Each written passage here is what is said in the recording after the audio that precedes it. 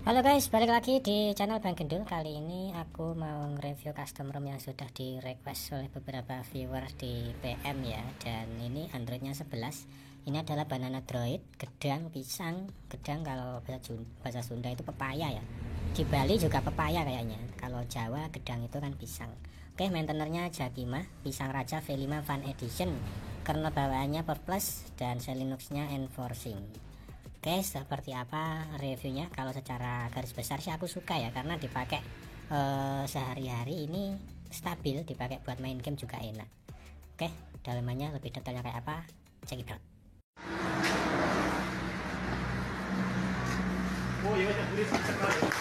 Oke, jadi ini ya Banana Droid. Nanti kalian bisa download, linknya aku taruh di deskripsi video ini. Terus downloadnya itu dia ada dua versi, ada versi GAPS sama vanilla ya. Di sini aku tes versi vanillanya, dan untuk GAPS yang aku pakai ini GAPS yang core.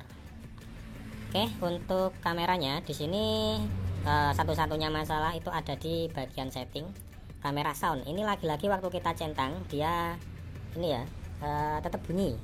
Terus untuk watermark sama timestamp itu dia muncul standar, cuman nggak ada fitur shooter fingerprint ya, pakai sidik jari. Terus untuk video ini untuk timelapse sama slow motion normal, tapi untuk image stabilization nggak ada. Untuk yang lainnya normal guys. Kemudian untuk magisnya safety netnya di sini dua-duanya sudah kecentang. Kemudian kalau kita cek di Play Store apakah sudah tersertifikasi, dan ternyata sudah. Jadi ini sudah aman ya. Oke, langsung aja kita masuk ke dalamnya. Untuk network dan internet aku pakai Indosat ya di sini. Dan tentu saja untuk network private networknya atau pilihan jaringannya ini sudah banyak ya. Kalau punyanya Kang Jaki itu hotspotnya itu bisa buat tethering VPN, itu pasti guys. Di bawahnya network dan internet ada Banana Gear, dan di bagian status barang ini kalian bisa atur mulai tampilan jam, icon-iconnya yang di bagian status bar itu ya. Itu bisa kalian custom. Bahkan untuk icon sinyal sama wifi itu juga bisa diubah bentuknya guys. Di bawahnya ada custom logo dan sebagainya ya. Terus ada quick setting. Untuk quick setting nampilin penggunaan data internet. Terus running service itu ada di bagian sini ya. Ini quick settingnya, penggunaan internetnya yang ini. Itu running service ding. Untuk penggunaan internetnya itu yang mana ya? Oh yang ini, wifi 5,7 GB use itu guys. Terus kemudian ada gestur. Untuk gestur ini double tap sama double tap on lock screen itu normal semua. Kemudian untuk button dan navibar ada advanced tripod. Terus di bawahnya ada enable navigasi bar. Ini buat apa ya? Oh, buat nyembunyiin atau munculin navigasi barnya ya, biar kelihatan lebih lebar gitu guys. Ini speknya sih di enable ya. Terus invert layout ada di sebelah sini. Untuk navibarnya ada beberapa custom ya. Terus untuk lock screen ada kayak gini.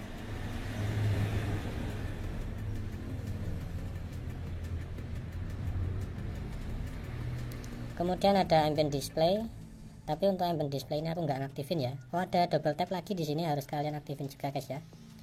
Terus ada apa lagi ya? Di bawahnya itu doang ya. Kemudian ada tema. Untuk dark theme kalian bisa atur di sini.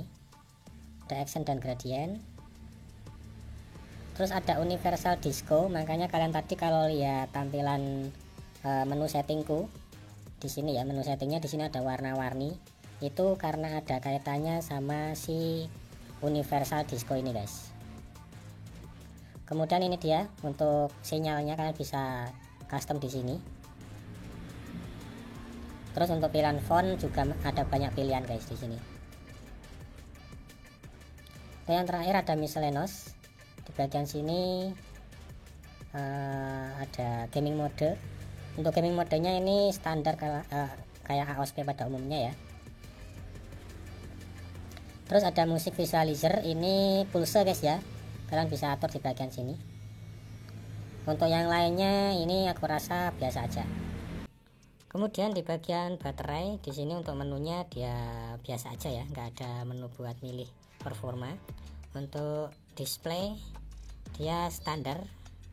Untuk colornya bisa kita pilih. Kemudian tap to wake nya ini aman. Untuk bagian sound paling bawah ada Mi Sound Enhancer. Terus untuk storage kebaca 11 GB. Kemudian security di sini lengkap, ada pin, fingerprint, face unlock, app locker sama smart lock, dan semuanya ini aku tes aman guys. Kemudian di bagian sistem untuk bahasanya tentu aja sudah ada bahasa Indonesia. Kemudian di bagian developer option untuk memorinya itu average-nya penggunaannya itu 2,5 GB ya. Jadi kemungkinan untuk running service-nya ini masih kesisa 1,7. Lah kok terus ya? Ya benar 1,7 guys. Tuh sudah nambah, itu udah nambah. 1,8 1,7 itu RAM yang kesisa. Jadi untuk RAM 3 GB ya kayaknya sih masih bisa lah ya. Kemudian untuk quick settingnya ini terbilang lumayan ya. Ini sudah dikeluarin yang penting-penting customnya. Ada FPS info, Mi Sound, terus apalagi di bawah ada screen recorder yang sekarang lagi aku pakai. Di bawahnya ini masih ada lagi, tapi kalian bisa tambahin sendiri ya kalau butuh. Waktu aku hidupin hotspot sama wifi tentu aja ini aman ya. Untuk ROM-nya Kang Jaki pasti bisa buat tethering VPN sama hotspot wifi guys. Terus di bagian recent aplikasi tombol clear all-nya ada di bagian bawah dan ada notifikasi free RAM di situ guys. Untuk menunya cuman kayak gini doang ya, ada split screen, freeform, nah itu doang sih. Kemudian di bagian menu panggilan ini kalau kita pakai buat nelpon bisa buat rekam juga apa enggak ya, kita cek dulu guys.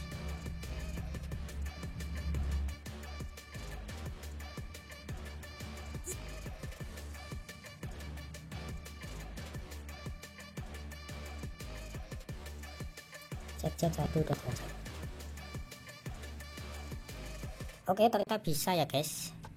Oke, makanya kernel bawahnya itu aku tes untuk hasil CPU throttling dia kurang stabil ya. Ini padahal belum ada 2 menit udah naik turun. Mungkin memang kalian harus ganti kernelnya. Tapi walaupun ini nggak diganti, sebenarnya waktu aku tes main game termasuk lumayan enak ya. Kemudian untuk hasil skor Antutu dia dapat kayak gini. Ini pakai kernel bawahnya 158.000 sekian. Menurutku ini oke ya. Dan untuk baterainya atau suhunya itu nggak panas, masih adem banget guys. Mungkin gitu aja dulu ya untuk review kali ini. Kalau kalian ada pertanyaan silahkan tulis di kolom komentar. Terima kasih kalian sudah nonton video ini. Kasih like kalau suka, dislike kalau kalian tega. Bang Kendul pamit undur diri dan kita bakal ketemu lagi di next video. See you, bye bye.